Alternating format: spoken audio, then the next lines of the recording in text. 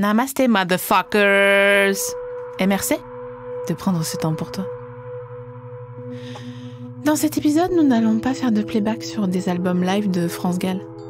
Même si c'est pas l'envie qui nous en manque. C'est juste que parfois, il faut enfouir et faire semblant de rien. Sinon, après, on nous regarde en diagonale dans le métro, en heure de pointe, juste parce qu'on est un peu trop connecté à nos sentiments. Qu'on a du mal à rester de marbre, avec Babacar. Où es-tu? En fond de casque. La maîtrise de soi est essentielle en société et la méditation peut y aider. Mais parfois la vie est une ambiguïté. CF ton ex, et parfois il faut peser le pour et le contre. Maîtrise de soi et faire style ça va, non ça va. Ou écouter cette petite voix intérieure, même si elle t'entraîne à ressasser dans ta tête une chanson pendant des jours et des jours, sans être fichu de t'en défaire. Pas forcément France Gall. Ça peut être l'autre là. Comment il s'appelle? Qui ressemble à l'entraîneur de Lormanoudou là. Ah oui, Paul Naref. Paul Naref ou Dadju. Ou cet horrible Moby aussi, ça peut. Enfin, qu'importe le flacon, pourvu que l'air ne te quitte pas. Même sous la douche. Même aux grosses courses. Même au cinéma. Devant deux. Est-ce que c'est là une forme de méditation? En mantra? Que de se répéter encore et encore? Que si par exemple tu réalises que l'amour n'est pas là, que le soir tu te couches sans aucun rêve en toi, bah résiste. Prouve que tu existes. Bonjour, je vais prendre une baguette. Ouais, pas trop cuite, je l'aime bien. Ça sera tout, merci. Bienvenue dans La Recherche du ton à la catalane, le premier podcast de méditation en hypermarché pour les Français qui préfèrent chanter faux que de ne pas chanter du tout. Ok. Mais maintenant, calme-toi. À l'occasion de cette pratique, je t'invite à rester ouvert à l'imprévu. On dirait que je vais t'emmener dans une boîte à cul, mais pas du tout. Tu sais très bien que c'est pas le genre local. Et au changement d'itinéraire aussi. Habituellement, les grosses courses imposent un éternel recommencement, comme un ressac. Prévisible. Apaisant. Il est rare qu'on sorte d'un hyper comme on sort du cinéma en disant « Ah ben non, celle-là, oh, je m'attendais pas à cette fin, tu vois ?» Ou en pleurant, parce que Forrest Gump, il est mort dans le film. Spoil. On passe et repasse à travers les mêmes rayons et on jette sans plus y croire le même maxi-pack de 2 paquets de râpés attachés par la tête comme des siamois et 2 bûches de soignons. Ça fait le plein de yaourt et de pain de mie et de lait d'avoine. Et de choses auxquelles on est fidèle par défaut, parce que ça fait une base autour de laquelle on danse, n'est-ce pas? Je veux dire par là que même les personnes excentriques qui portent du désigual de pied en cap, on sait très bien qu'elles doivent être normales quelque part. Et que leur slip, c'est pas une peau de chamois recyclée ou une culotte avec des éperons. Quelqu'un avec une chaussure marron et l'autre blanche, comment il s'appelait? Quentin Mosiman, c'est sûr qu'il a un sloggy, bord large, gris, voilà. Excentrique d'accord, mais d'abord confort. À mon avis, plus on est YOLO à la surface, plus le slip est énorme corps. C'est là que je veux en venir.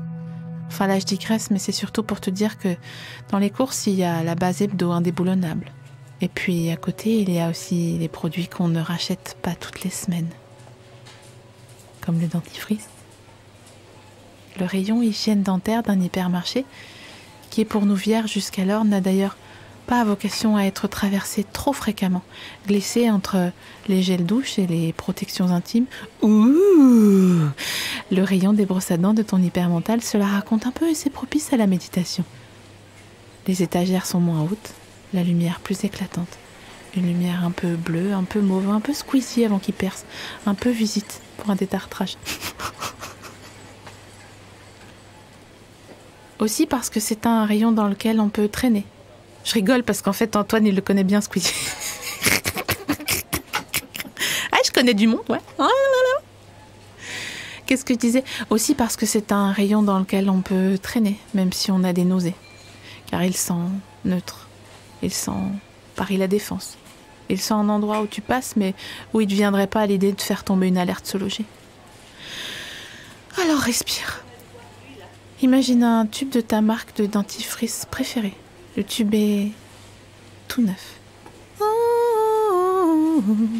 Sauvage. On vient juste de le débarrasser de sa boîte, qu'on a pliée pour que ça fasse moins de place Le bouchon est fermé et sa forme est intacte. Personne n'a encore appliqué la moindre pression sur ce tube de dentifrice de ta marque préférée. Et personne n'a encore dévissé le bouchon pour le retourner et l'insérer dans le trou en forme d'étoile avant de commencer l'aventure à ses côtés. Dans quelques semaines, quand il faudra lui presser le fond du cul pour en retrouver un peu de sucre, se souviendra-t-on de l'excitation ressentie à ce moment-là, quand on plie le carton pour le mettre dans le carton? D'ailleurs, quelle est ta politique face à la quantité de dentifrice à apposer sur la bade? Une noisette, une demi-noisette?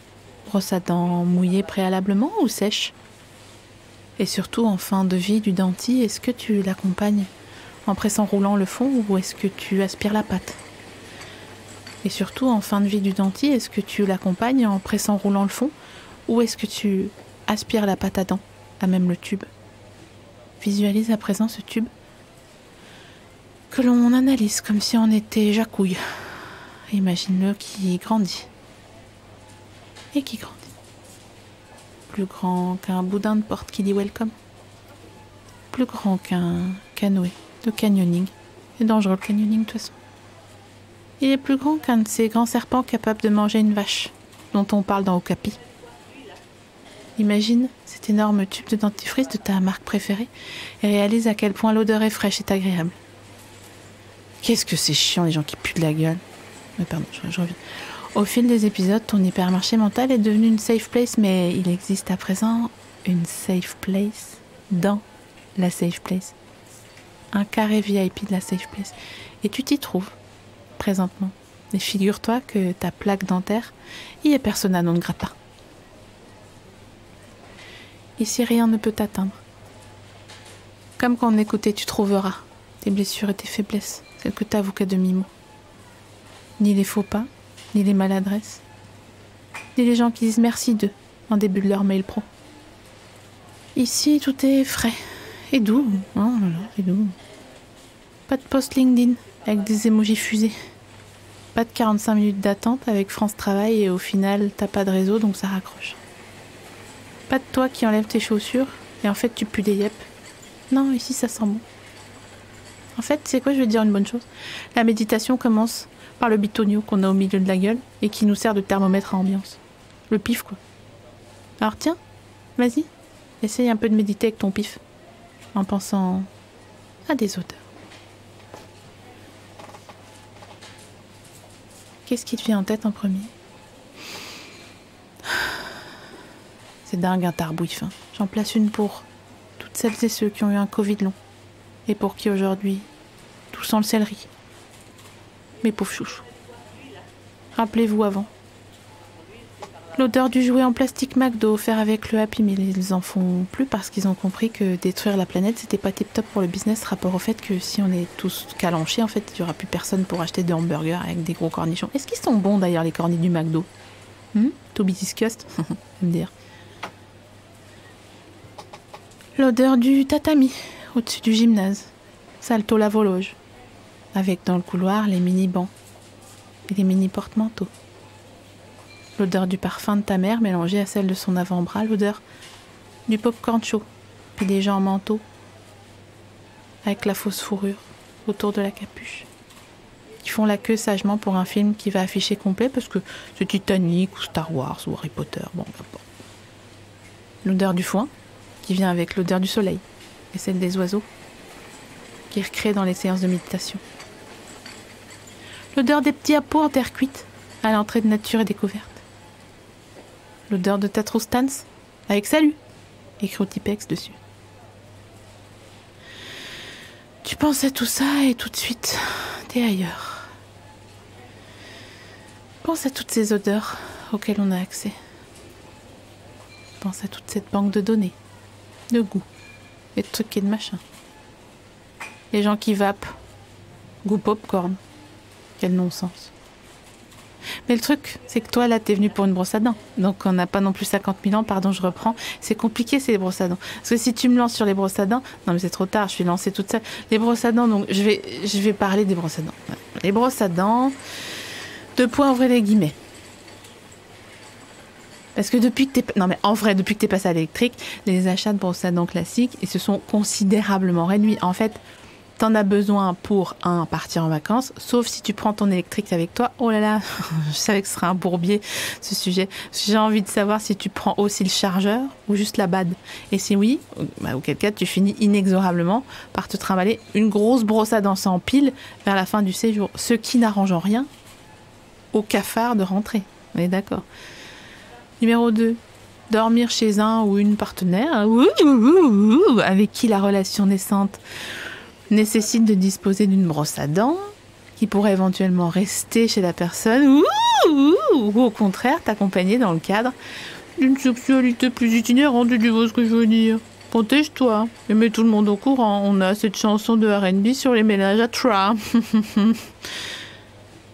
Et numéro 3, récupérer les coins, les dessus de porte, si toutefois tu n'as pas écouté mon conseil précédent et que ta bonne femme a cramé qu'elle faisait partie d'un lot. Et que tu te retrouves comme un con tout triste à nettoyer ton appart afin de ne pas trop penser à l'irréparable. Mon vieux, c'est comme ça, c'est pas autrement. Bien sûr, si d'autres usages te viennent en tête, n'hésite pas à m'en faire part sur papier libre. À la même adresse que celle de Affaires conclues, je connais Julia Vignali, c'est une copine, elle me fera passer. Malgré un nombre d'usages assez réduit, l'offre de brosse à dents en hyper est généralement pléthorique. À croire que les gens plébiscitent le fait de ne pas puer de la gueule. C'est dommage que ça ne soit pas suivi de fait après l'intention. Ainsi, il n'est pas si simple au moment du choix de retrouver le modèle sur lequel on avait flashé la fois précédente. Soft, rose, hard, en lot de 3, médium avec une tête ronde qui aurait bien envie d'être électrique, coquine, rigide comme la Bravem, souple, extra souple. Ah ouais. Ça se voit que tu manges des Weetabix, toi qui prends une extra souple. Penses-tu qu'on choisit sa brosse à dents comme on a le caractère? Es-tu sensible à un design particulier? Je sais pas, un grip sur la poignée, une brosse à dents, pas de patrouille, qui va dire quoi? Une variété de 3 couleurs minimum dans les poils. D'ailleurs, dans le cas où tu partages ton foyer avec d'autres personnes, déjà, est-ce que tu les déclares aux impôts? Et as-tu mis en place un code couleur pour distinguer les manches? Ce code couleur suit-il les normes de genre ou au contraire, tes brosses à dents ont-elles elles-mêmes écouté des podcasts et du coup t'en as plus rien à foutre, puis surtout tu cherches à renverser les habitudes?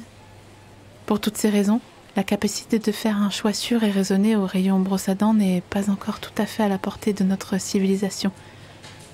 Ça et s'insérer correctement sur le périph', on sait pas faire, c'est comme ça. C'est pourquoi on voit en général les clients hésiter longtemps face à la profusion de l'offre. Alors pour conclure cette pratique, je t'invite donc à hésiter à ton tour et à considérer mentalement chaque modèle. Dans un monde idéal, les brosses à dents ne seraient pas scellées dans leur cage de plastique moulé et tu disposerais d'un petit lavabo pour tester celle qui te convient. Comme on essaye les jeans et les berlines, tout simplement. Or, notre monde n'est pas idéal. Il impose le plus souvent une certaine prise de risque. Ouh, big up à tous les Capricornes. Et toutes les balances. C'est le cas aussi de ce podcast que peut-être tu découvres aujourd'hui avec cet épisode. Dans ce cas, tu pourras contempler la liste des épisodes précédents et tenter de choisir une nouvelle méditation. En regardant les titres, comme des brosses sous plastique. Tout ça en attendant le prochain épisode de À la recherche du temps à la catalane. Il s'agira a priori d'un épisode hard extra souple. Alors à la semaine prochaine. J'essaye de chercher. Non. J'essaye de me brosser les dents en R pour. Ça, c'est dur de faire un bruit de brosse à dents. Non, mais pas du tout, j'arrête là. Ok, bye.